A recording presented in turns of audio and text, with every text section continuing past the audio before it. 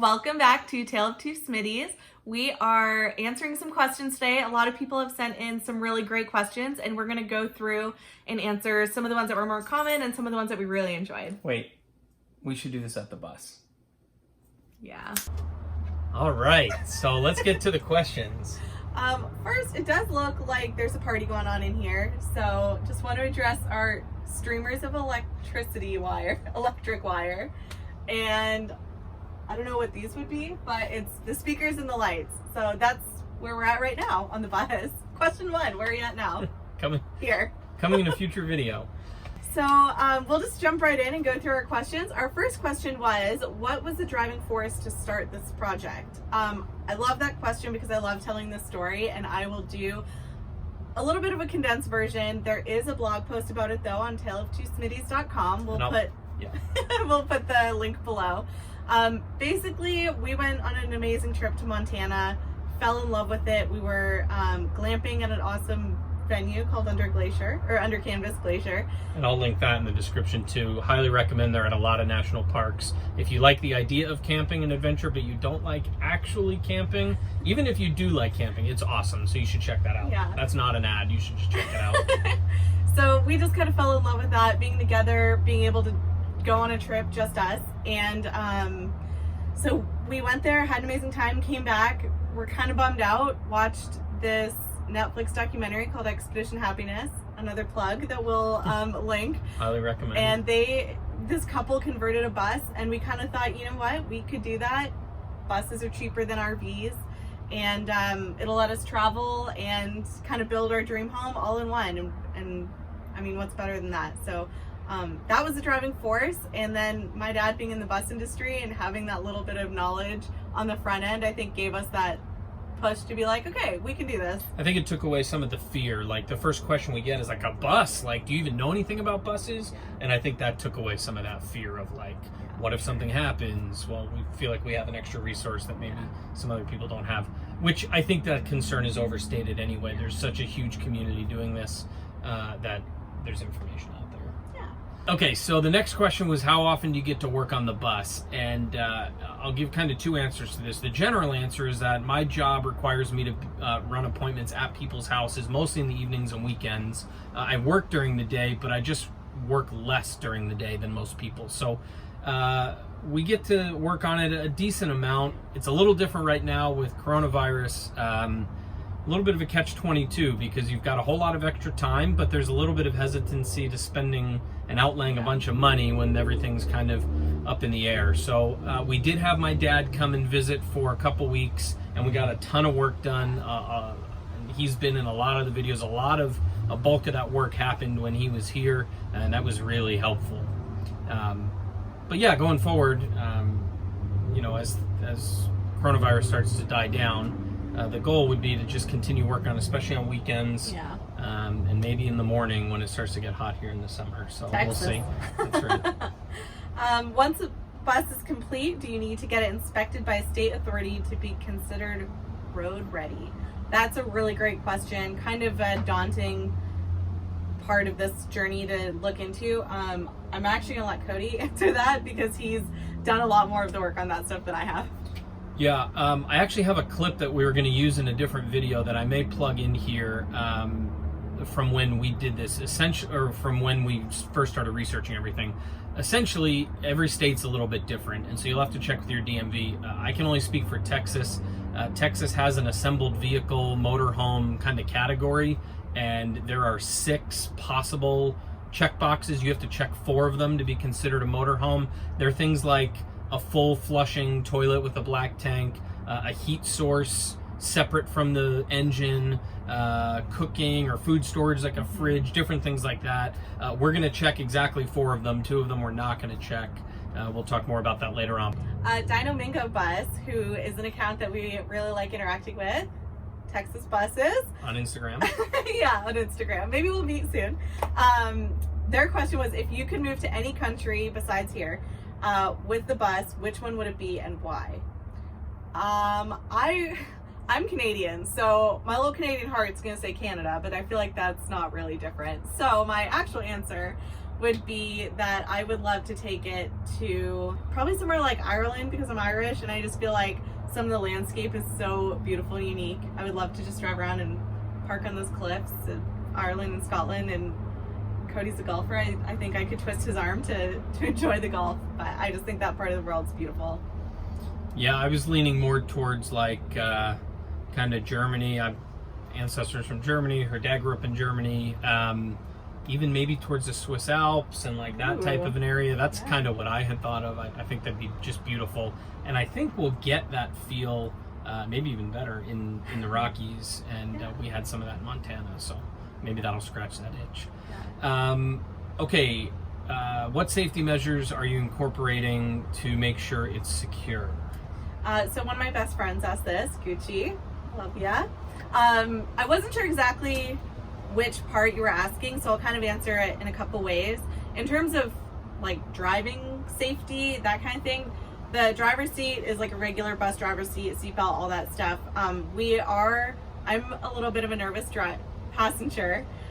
So we're gonna install kind of like a captain's chair for me with a full seatbelt, and all of that'll kind of be standard, normal safety that you'd see in a car. So that's really the extent of that. Part of if we have other people on the bus, like there's not going to be other seats and seatbelts and things like that. So for the most of our travels, it'll just be the two of us. So that's really kind of that safety for us driving. In terms of when we're parked and not wanting people to break in and steal our entire life, we, normal stuff, locks on the doors, locks on windows, all that kind of thing. We're also going to keep, I think, some of the cameras that are in the bus, not the exact cameras, but we're gonna have some kind of little bit of surveillance type security cameras. Surveillance. We're really intense. So some security cameras. Also, I think we're gonna try and get like a motion light, at least by the very front door. And then the best security of all is, of course, Raleigh, who barks only when people she doesn't know come close to our home. That's what she does now, and I can only imagine that's what she'll be like on the bus. And her bark is, hopefully no criminals are watching, but her bark is way worse than her bite. So she's not big, but she has a pretty intimidating bark, and her teeth show, and she's probably going to be our best security. Okay, so is there any work you plan on outsourcing? So initially, I would have said yes to this. I had planned on probably caving and hiring an electrician. I've changed on that. I'm a novice when it comes to electrical, but I've been doing a ton of research and asking questions to people that I feel like have good answers, and I'm starting to get a little bit more comfortable. So we have a general plan for our electrical layout. I still may hire somebody to just do a once-over when we're done, just to make sure we're not going to make the shell of the bus hot and zap ourselves or anything like that. But no, we're planning on doing everything. Now, both of our dads are very handy. Her dad's a mechanic by trade. My dad's a plumber by trade, and they're both handy outside of that. So we are able to lean on that. So maybe that's cheating a little bit. But no, we're not going to pay anybody to do any other work, I don't think.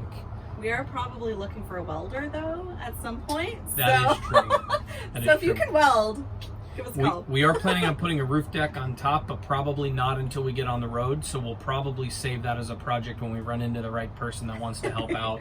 We'll do it then. Maybe that's back home. Maybe that's meeting somebody out there. So if you weld, especially if you weld aluminum, hit us up, because we'd be interested in that.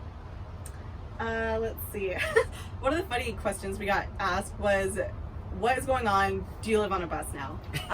No, we don't live on a bus now. We are working to eventually live and spend time and vacations and road trips on a bus. So that's a quick one, but I just thought it was funny. What is one thing in your apartment that must be on the bus? I feel like you have a... So outside of normal dishes and bed and like the normal things that you would expect us to live, to have as we live on the bus, I have a decorative poof that I bought, and it was one of those random things that I really wanted. Cody doesn't get it, but I love it, and I really have to have this poof on the bus. I don't know where it's gonna go, but it's going somewhere. Yeah, a different angle on this. I just thought toilet, like I have to have a toilet. You'd be surprised, for those of you that follow other buses, but you'll already know this, but if you don't, there are plenty of buses or vans that don't have toilets. Yeah. They rely on a gym membership and showering and things like that, but a bathroom, our thought was that, hey, it's going to be, we're going to build this like a house, although a really small one, and so we want to have most of those comforts if possible. So, you can do this one. Are you going to come visit us when it's ready to go? My cousin Jesse asked us on Facebook in Maryland. So yes, we do plan to come down the East Coast, probably in the initial part of our trip. I think some people ask questions about that, so we'll touch more on that in a bit. But yes, we will. Of course, Jesse. And anybody else, if you're interested in us visiting specifically, let us know if you have a place we can park the bus, and we'll talk about it. So. Comment below all the cool cities we can come visit and stay at. That's right.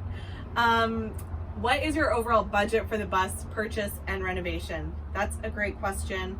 I feel like that actually hasn't evolved a ton from when we were first dreaming about doing this to when we went and bought a bus to today.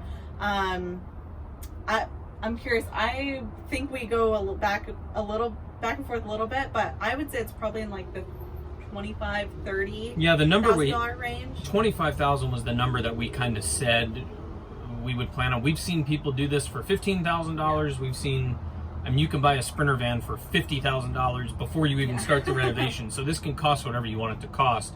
When we were initially doing our research, most of the buses that we saw people converting were older buses, 20 years old, 25 years old. And you can get a bus like that for $2,000 or $3,000.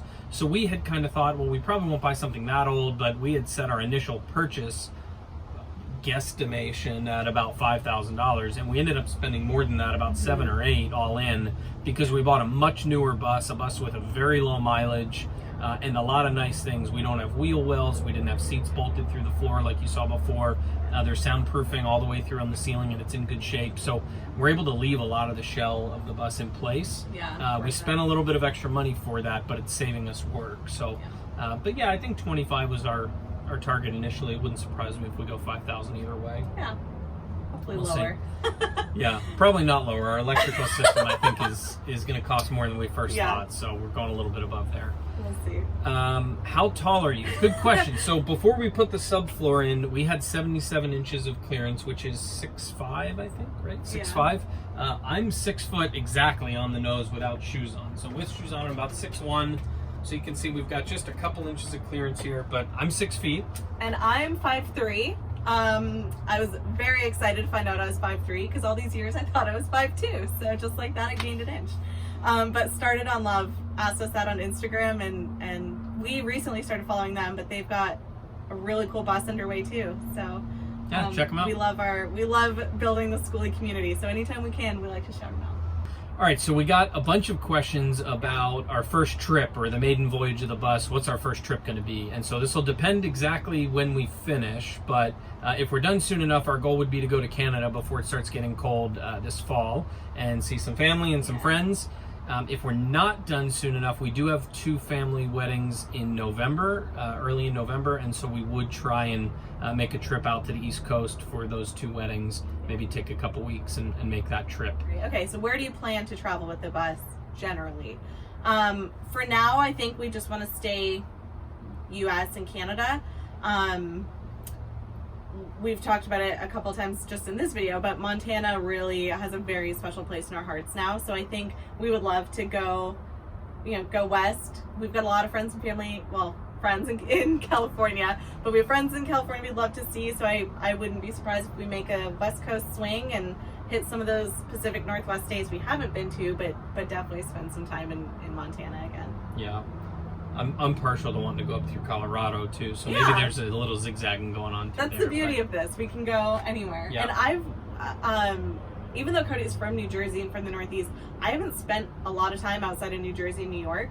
So I am really excited to try to get to Maine, and I've never been to Boston. I'd love to go to Boston and Vermont. So there's a lot of that area. Or central Pennsylvania for college football games. I mean, I don't know. We don't know what's going to happen. Penn State fan.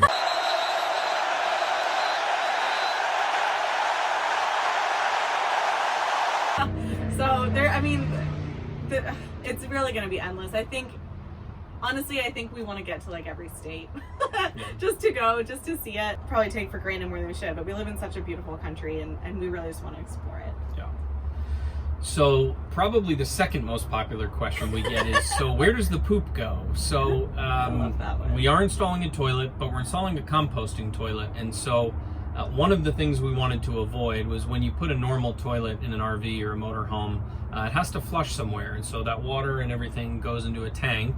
And emptying that tank can be messy and frankly gross. So we're going to install a composting toilet. It has a separator on the top. It separates liquids from solids. So liquids go into a jug that you can empty, and solids go into the back. And there's either peat moss or sawdust or different things you can do in there. And it has a handle on it that kind of churns all that together. It has a fan on it to keep smells out. We're planning on installing the Nature's Head composting toilet, which is probably the most popular that we've seen. We'll link that in the description below as well, if you want to check that out. I mean, at the end of the day, it's all poop and it's all here, so we want to make that as pleasant of an experience for everyone as possible. And like Cody said, a lot of people seem to go with the Nature's Head and have really good reviews. So if you have any thoughts, we'd love to hear those too. We've seen some other brands pop up, so we'll do our research, but we're definitely leaning toward Nature's Head. Yeah, and it'll be an actual composting toilet. We've seen some people use a bucket and it's make not their own gonna be a composting bucket. toilet. We're not doing that. It looks like a toilet. Yeah, feels like a it'll toilet. be in the bathroom. You don't flush it. That's right. All right, last question we'll cover now is, what are you most excited for? I'll go first on this. I'm most excited for just adventure in general. We had a work event at the beginning of the year and we had to pick one word for our year for 2020, and my word was adventure. And some of that is work related, but most of that is related to the bus. Sorry for those listening, but really just the thing I loved about Montana, it was beautiful and we had a great time, but we had no itinerary. We had a list of things we would want to do while we were there, but nothing was scheduled. Literally, we didn't have one thing scheduled, and I'm looking forward to that. Just taking trips or living life in a manner where we're just doing what we feel like doing and able to do, and having those trips not be tied down to an itinerary or certain things. So that's what I'm most excited about. Kind of same. I talked about it a minute ago. I'm really excited to see every corner of the country. I've probably been to more places than a lot of people, but I have not been to as many places as a lot of people either. And just seeing, I've lived on the West Coast, I've lived on the East Coast, I've lived in the South, if you consider Texas the South. It's pretty much the most South. And I'm from Canada, so I've kind of gotten the corners, but there's so much in the middle that I really can't wait to see and experience. And the cool thing about being in the bus is you're not just in a hotel experiencing it. When you're allowed to, you're living in it and you're surrounded by it. You can park on a coast and wake up and the ocean's there. We saw someone the other day posted dolphins essentially outside their bedroom window, which is just like awesome. Incredible. And to have those moments, I just can't wait for that. So if you can't tell, that's what I'm most excited about. Yeah, and then I'll just add, there's probably a little bit of a minimalistic vibe that's kind of woven in through this dream. I think we've wanted to declutter our lives in a number of different ways, and we'll probably talk more about that as we go. But in a number of ways, just having a minimalistic theme in our life, and the bus is part of that. So thanks so much for watching. If you guys could click the like button, we'd love that. If you want to see more videos in the future, you can click subscribe, and there's a little bell. If you click that, you'll get notifications. But thanks so much for watching.